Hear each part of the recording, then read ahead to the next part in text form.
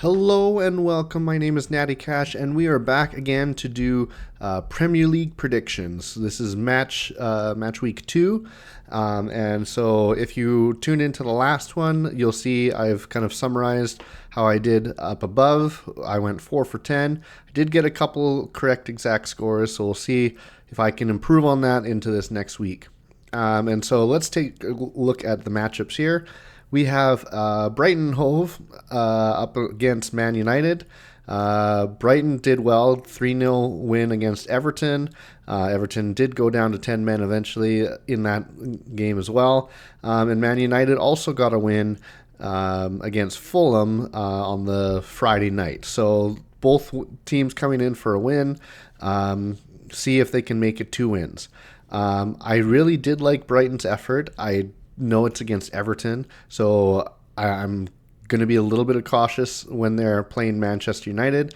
Manchester United, I think my opinion is they were fortunate to get a goal in the end. I know that they are putting a fair bit of pressure on, but I think Fulham did well enough to also do well in that as well. So I do think, maybe with a slight advantage, I am actually going to give this to Brighton. And I'm going to actually give them a 2-1 victory here. I think just on the margins, I think Brighton are starting a little bit faster than Man United. And I think the home advantage will be just enough to give Brighton a second victory in a row. Next up, we have Crystal Palace and West Ham.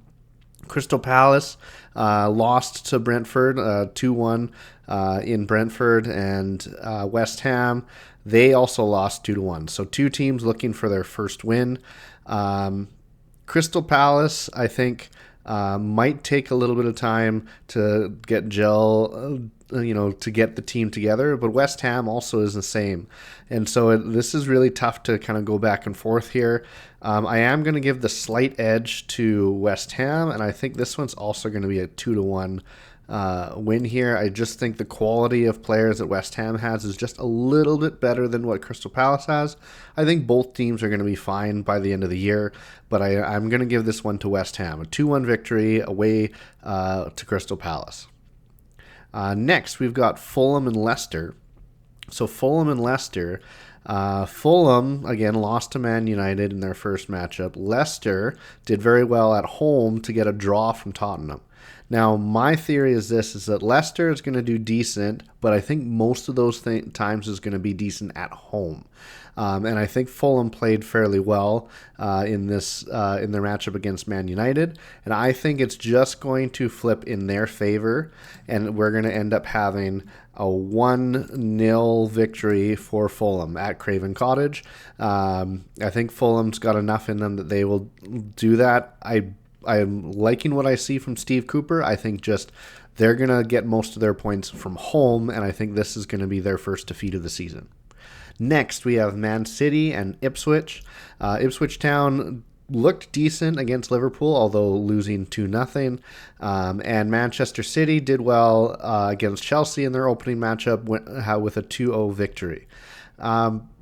Again, when you look at Ipswich and you look at their goals, they're not really going to be looking for trying to get points off of Liverpool and Manchester City. And so when you look at this game, I think Ipswich will play decently, but I think Man City is just a cut above, and so I think it's going to be significant. I'm going for a 3-0 victory for Manchester City here. Next, we have Southampton and Forest. Southampton lost 1-0 to Newcastle, even though Newcastle went down to 10 men, and Forest pulled out a 1-1 draw against Bournemouth at home. And so when I look at these two teams, it's tough for me to then separate the two. I know that this is an important game for both of them, because if they can get the 3 points on each other, then that's going to go towards them being able to stay in the Premier League for next year. My concern is that Southampton, when you go up to another man, right, and Newcastle goes down to 10, you have to take advantage of that in the Premier League. And to not only not take advantage of that with the amount of possession you had, but then also then give up a goal in the process, tells me that Southampton are going to struggle this year. Yes, they might keep possession, but possession doesn't necessarily mean goals on the board. And so I think that's going to be very difficult. I think Forest is going to allow Southampton to take that pressure, and then they're going to be able to bounce and get a goal on the counter. And so I'm giving this one a 1-0 victory for Forest, which is going to be helpful for them in their push to stay in the league one more year. Next, we've got Tottenham and Everton. Tottenham drew to Leicester in their first matchup, and Everton lost to Brighton. So again, two teams looking for their first win of the year. I think it's going to be difficult going for Everton. I think eventually they're going to find some defensive stability and probably find a lot more of that at home, even though I know last game was a home game. I do see Everton eventually being able to pull out draws and wins, but I think in this case, Tottenham will look to use their home advantage, and I'm giving them a 2-0 victory this weekend.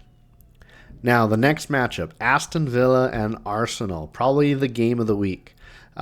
Two big teams, right? They're both in the Champions League this year. Both of them are looking to kind of stay in the Champions League. Arsenal is looking to push to be title favorites. And so when we look at these two teams, it's Arsenal lost to both of their matchups against Aston Villa. And so if Arsenal wants to actually challenge for the league, they have to then get some points here at Aston Villa. Now, it's going to be tough because they're going away to Villa Park.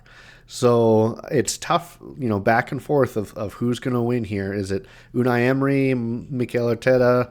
It's tough. I am going to go for a 1-1 draw. I maybe favor Aston Villa here, but I do see Arsenal doing just enough to make sure that they get points when they're playing Aston Villa this year so that they don't drop any of those points that are going to be so crucial at the end of the year. Next, I've got Bournemouth and Newcastle. Bournemouth drew to Forest away from home in their first matchup, and then Newcastle were able to pull out that 1-0 victory at home against Southampton, even though they are down to 10 men. And so with that, I think one thing we'll see is that Bournemouth they have some pieces that they can use to try to get goals, but I think there's going to be some struggles there. I think Newcastle did well to survive the pressure from Southampton and be able to still get a win out of that. And I think this could be similar. And so I'm going to have kind of Newcastle, again, hopefully not going down to 10 men, but I think Newcastle can pull out another win here and have a 1-0 victory away from home down in Bournemouth. 2 games left to go. Next one is Chelsea and Wolverhampton. The Wolves lost to Arsenal at Emirates Stadium 2-0, and Chelsea then lost to Man City. So again, both teams that are looking for their first points of the year. When I look at the comparison of these two teams, I think Chelsea will be looking to get some points on the board here. I don't, Wolves at home, they can certainly make people work, and it's not always easy getting points there. But I am going to give the slight edge to Chelsea, making it a 2-1 victory for Chelsea, getting the first win of their season. Lastly, we've got Liverpool versus Brentford. Again, Brentford did well to win against Crystal Palace at home, and Liverpool did well to win at Ipswich in their opener. I do see Liverpool at home being a tough team to break down and a tough team to beat here, and I think Liverpool is going to be a little bit too much for Brentford, and so I'm going for another 2-0 win for Liverpool here, and having them get their second win of the year. So those are my predictions. If you disagree with them, or you want to put your own predictions down in the comments, please do so. Like and subscribe, that always helps to grow the channel. And we'll see you next time. Bye for now.